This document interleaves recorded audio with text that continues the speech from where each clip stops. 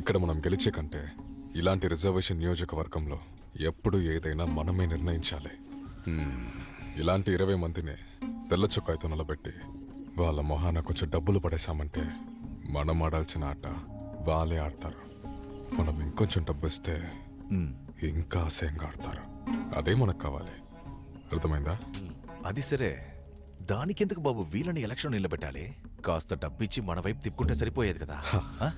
అది అన్న ఆ కాలానికి అది చాలు, కానీ ఈ కాలానికి సరిపోదు. వాళ్ళు రేస్లో పాల్గొనడానికి మనం అనుమతి ఇవ్వాలి, కానీ అది మనం జరిపించే కుక్కల రేస్లా ఉండాలి. గెలిచిన కుక్క మనని చూస్తూ తోకాడిస్తూ రావాలి, ఓడిపోయిన కుక్క మన సాయం కోసం రావాలి. అంతే. మనిషికి 100 ఓట్లు చెల్లిస్తారో లేదో 2 వీధులైనా చెల్లిస్తారు. అది చాలు మనకి. అది సరే బాబు, ఎప్పుడు చూసినా రామాపురం నియోజకవర్గం గురించి ఆలోచిస్తావేంటి? చీరాలలో మీ భార్య నిలబడుతుంది, దాని గురించి ఆలోచించండి. తను గెలవటం ఓడిపోవటం నాకు ముఖ్యం కాదన్నా. మహారాజుని ఓడించాలి. వెళ్ళి ఆ పని చూడండి.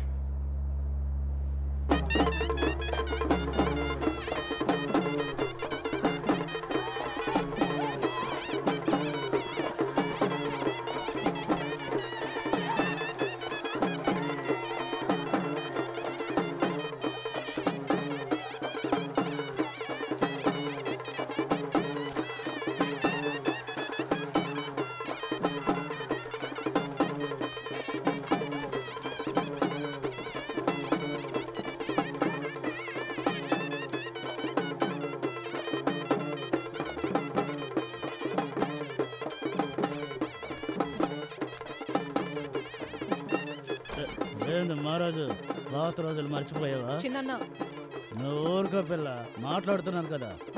అయ్యగారు పిల్లలు వస్తే నువ్వేంత దర్జాగా కూర్చున్నావు, లేచి నిలబడవా?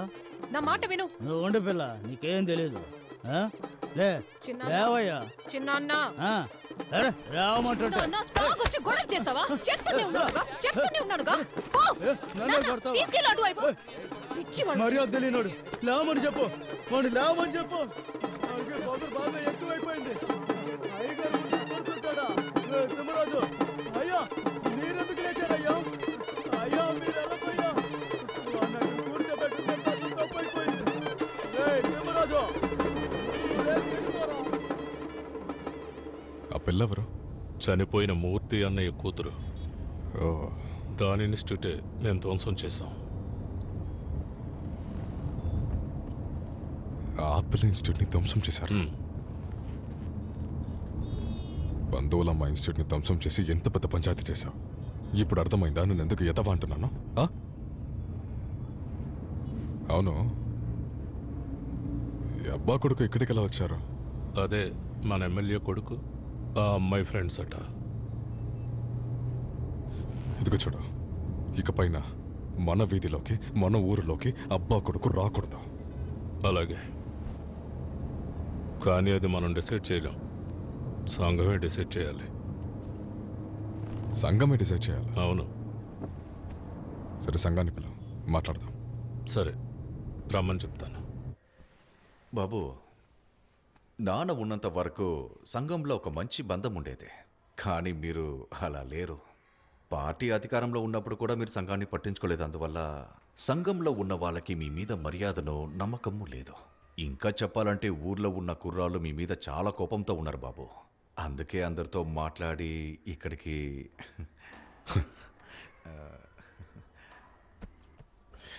నాతో ఉండే మీరే ఇలా మాట్లాడుతున్నారు. అయ్యో, అదే సరే, తప్పే. నేను ఇప్పుడు ఏం చేయాలి? అదేం లేదు, క్షమాపణ అడగమని అడుగుతున్నారు అంతే. క్షమాపణేగా, చెప్తే పోలా. క్షమించండి.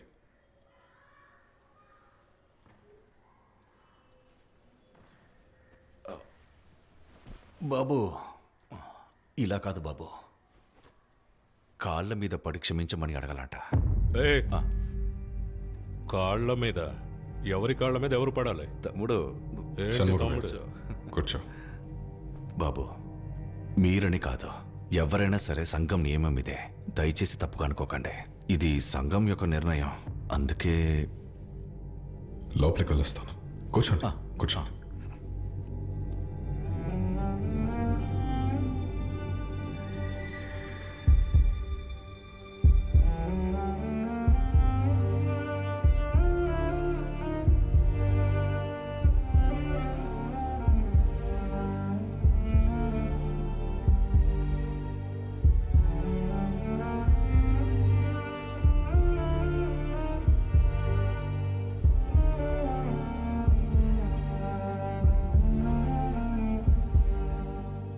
రత్నవేలు, మీ నాన్నగా చెప్తున్నా, నీ పైవాడి దగ్గర ఓడిపోతే పర్వాలేదు, నీ స్నేహితుడి దగ్గర ఓడిపోతే పర్వాలేదు, కానీ ఎన్నటికీ నీ కిందన్నోడి దగ్గర ఓడిపోకు. అది నీ మరణానికి సమానం. అర్థమైందా?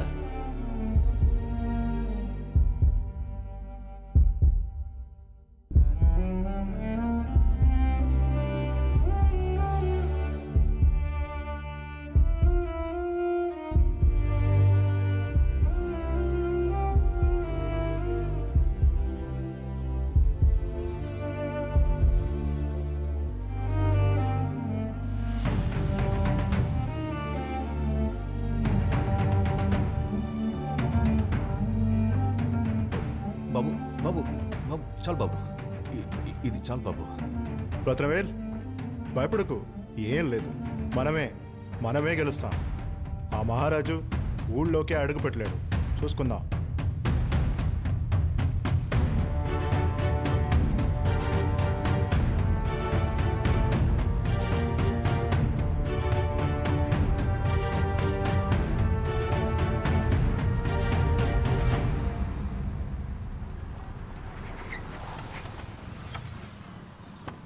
ఏంటి సమస్య? చూస్తే కనపడతలేదా? ఊర్లో ఒకడు చచ్చాడు. ఇక్కడికి ఎవరు రాకూడదు, వెనక్కి వెళ్ళండి. సరేనయ్యా, మేము వెళ్ళి పరామర్శించి వస్తామయ్యా. ఎవరన్నా పిలిచారా? మర్యాదగా ఇక్కడి నుంచి వెళ్ళండి. బండి తీవయ్యా. ఎవరు ఇక్కడ ఉండకూడదు, అందరూ వెళ్ళండి. ఎలా మాట్లాడుతున్నావు? వేరే ఎలా మాట్లాడాలి? అయ్యా స్వామిని కాళ్ళ మీద పడి అడగమంటావా? వెళ్ళండి అయ్యా. చూస్తారేంటి? వెళ్ళమని చెప్పడే. వెళ్ళండి అయ్యా. గొడవ చేస్తున్నారు, వెళ్ళిపోతాం. బండి రివర్స్ తీ. వచ్చేసారు. ఇదే పరిస్థితి అన్ని ఊర్లలో మీకు. వెళ్ళండి. ద్రోహి తిరిగి వెళ్ళు, ద్రోహి తిరిగి వెళ్ళు, ద్రోహి తిరిగి వెళ్ళు, ద్రోహి తిరిగి వెళ్ళు. మీ ఎన్నికల్ని బాయ్కాట్ చేస్తున్నావు, నువ్వు ఊర్లోకి రాకూడదు, వెళ్ళిపో. ఏంటి రావయ్యా నువ్వు అలా మాట్లాడేది? అదంతా అప్పుడు, నువ్వు ఊర్లోకి రాకూడదు, వెళ్ళిపో.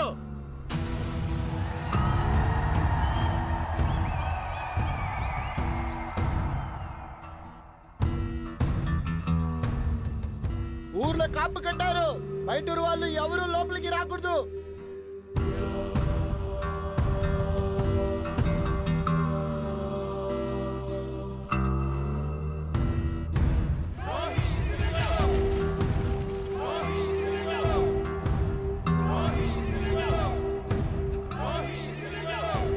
చూడు మహారాజు, ఇక మీదట నువ్వు ఏ ఊరికి వెళ్ళలేవు, ఏ వీధిలోకి వెళ్ళలేవు.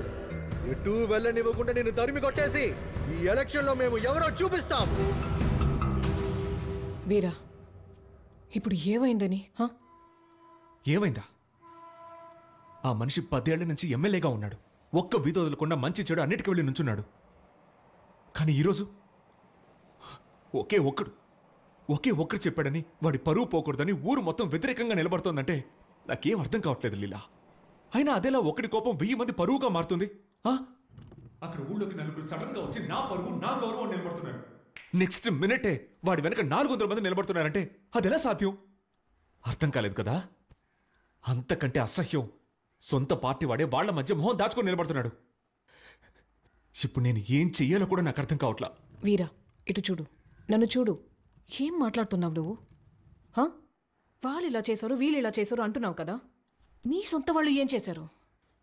20 మంది వాడి దగ్గర డబ్బులు తీసుకుని మీ నాన్నని ఎదిరించి నిలబడ్డారు. అందులో 2 మీ నాన్న తోడుగా ఉండేవాళ్లే. ఇంతకీ ఈ విషయం మొత్తం అందరికీ తెలుసు. దీన్నేమనాలి? దీన్ని మనం కుల సమస్య, మత సమస్య, డబ్బు సమస్య అని అనుకుంటే మనకి పిచ్చికి పోతుంది. ఎందుకంటే ఈ 3 కలిసి ఒకటిగా కొడుతున్నాయి. అది ముందు అర్థం చేసుకో. అన్ని కలిసి కొడుతున్నాయి కదా, వాటిని ఎదిరించి మీరేం చేయగలుగుతున్నారు? అడ్డమైన కారణాలు మాత్రమే చెప్పగలం.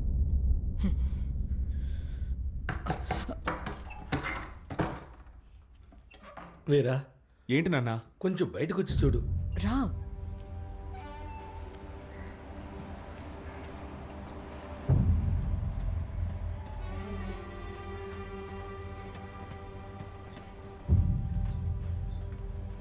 ఏంటి సార్, తినడానికి పిలిచారు, చదవడానికి పిలిచారు, ఊరు చూడడానికి మమ్మల్ని పిలిచారు, కోట్లాటకి మాత్రం ఒంటరిగా వెళ్ళిపోయారు.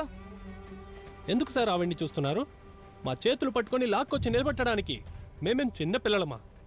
తమ్ముడు, మీరందరూ కలిసి రావడం నాకు సంతోషమే, కానీ ఇది నా ఒక్కడి సమస్య. చదువుకునే వాళ్ళని ఇన్వాల్వ్ చేయడం నాకు ఇష్టం లేదు. అందరూ బయలుదేరండి, వెళ్ళిపోండి. ఏది సార్ మీ సమస్య? ఏది మీ సమస్య?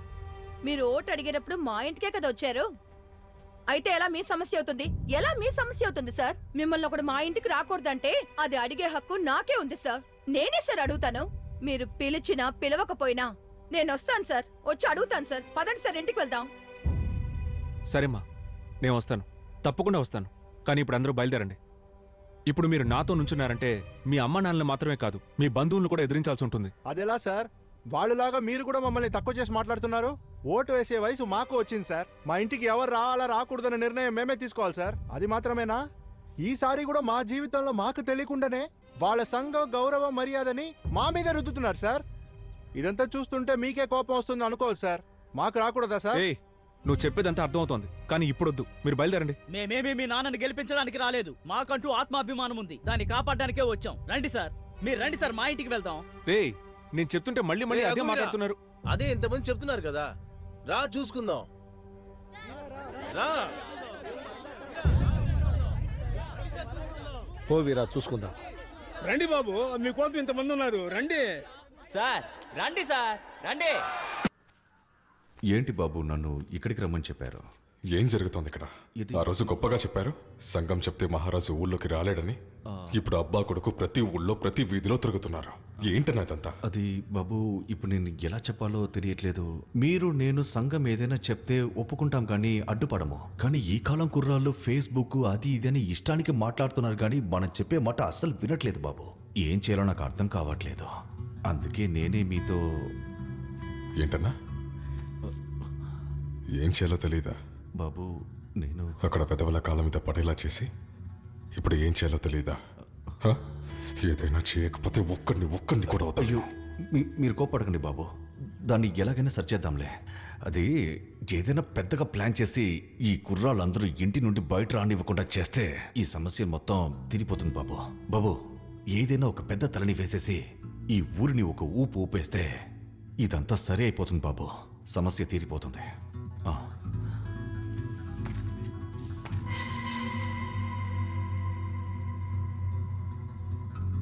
ఇప్పుడు ఏం చెప్పారన్నా? అదే బాబు, ఏదైనా ఒక పెద్ద తలని వేసేసి మన ఊరిని ఒక ఊపు ఊపేస్తే అన్ని సరైపోతుంది బాబు. సమస్య తీరిపోతుంది. సరైపోతుందా? సమస్యలు మొత్తం తీరిపోతుంది బాబు, మొత్తం తీరిపోతుంది.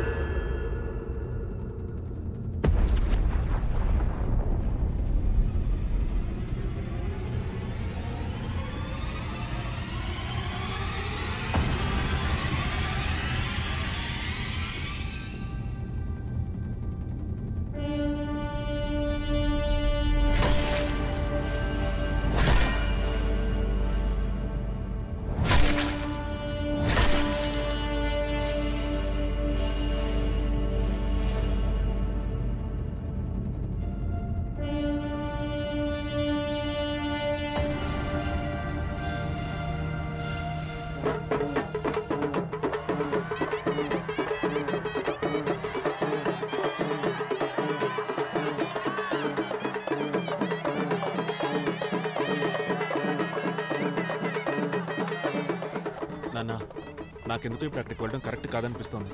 అక్కడికి వెళ్ళాక వాళ్ళు ఏదైనా గొడవ చేస్తే ఏం చేయాలి? ఇలా చూడు వీరా, ఒకే పార్టీలో అందరం కలిసి ఉన్నాం, స్నేహితంగా వెలిగాం. వెళ్ళకపోతే తప్పు అవుతుంది. రా చూసుకుందాం. మహారాజు వాడు కొడుకు వస్తున్నారు.